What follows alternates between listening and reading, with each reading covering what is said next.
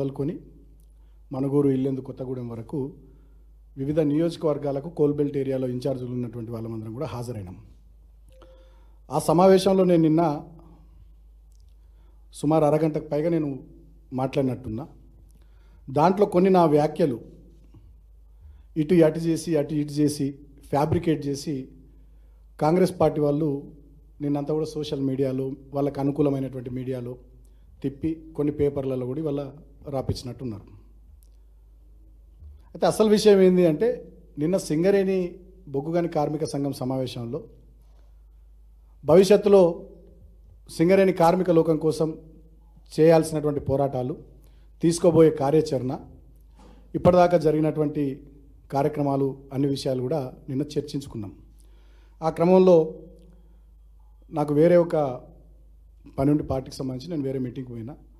గౌరవనీయులు పెద్దలు మన మాజీ మంత్రివర్యులు హరీష్ అన్న నిన్న ఆ కార్యక్రమానికి కూడా వచ్చారు. తర్వాత ప్రెస్ కాన్ఫరెన్స్ కూడా వారు పెట్టారు.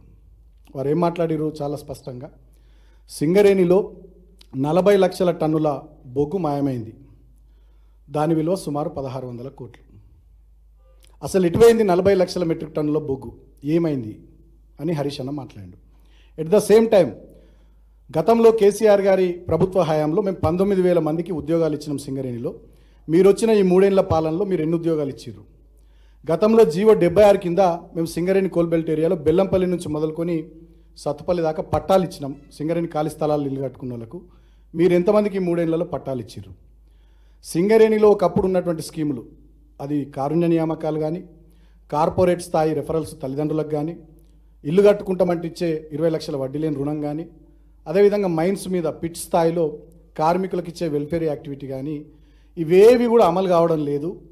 సింగరేణిలో స్కీములు లేవు, కేవలం స్కాములు మాత్రమే ఉన్నాయి.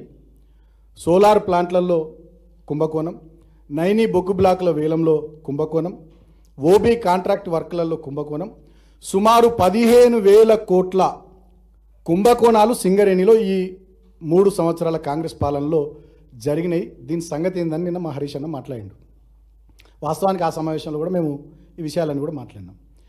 దాని నుంచి ప్రజల దృష్టిని మరల్చడానికి ఈ కాంగ్రెస్ పార్టీకి సంబంధించినటువంటి ప్రభుత్వ పెద్దలు నేను మాట్లాడినటువంటి అంశాల్లో ఇక కోడిగుడ్డు మీద ఈకలు వీక్కుంటూ ఒక ఫ్యాబ్రికేటెడ్ వీడియో తయారు చేసి దాన్ని నిన్న సాయంత్రం నుంచి సోషల్ మీడియాలోకి వదిలి ఇక బాల్కసుమన్ ఇట్లా, బాల్కసుమన్ అట్లా, ఇక మొత్తం బాల్కసుమన్ మీదనే దృష్టి నిన్నటి నుంచి.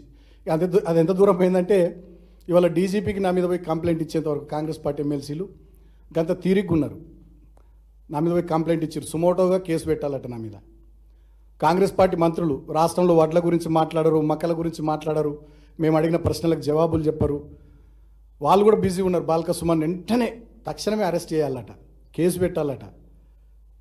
మంత్రులు పొన్నం ప్రభాకర్ గారు, లక్ష్మణ్ కుమార్ గారు మాట్లాడతారు. నేను ఒకటే మాట అడుగుతా ఉన్నా కాంగ్రెస్ ప్రభుత్వ పెద్దల్ని,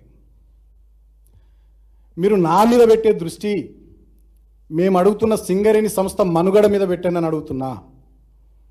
సింగరేణిలో మెడికల్ బోర్డు ఎందుకు పెట్టట్లేదు? సింగరేణిలో వారసత్వ ఉద్యోగాలు ఎందుకు ఇస్తలేరు? సింగరేణిలో కొత్త బొగ్గు బావిలు ఎందుకు తెరుస్తలేరు? మీరు మేనిఫెస్టోలో చెప్పినట్టుగా 30 లక్షల వడ్డీ లేని రుణం ఇల్లు కట్టుకుంటామంటే కార్మికునికి ఎందుకు ఇస్తలేరు? జీవో 76 కింద ఈ 3 ఏళ్లలో ఒక్క పట్టా కూడా సింగరేణి ప్రాంతంలో ఎందుకు ఇవ్వలేరు? ఇవాళ సింగరేణిని బొందలగడ్డకు ఎందుకు మారుస్తున్నారు?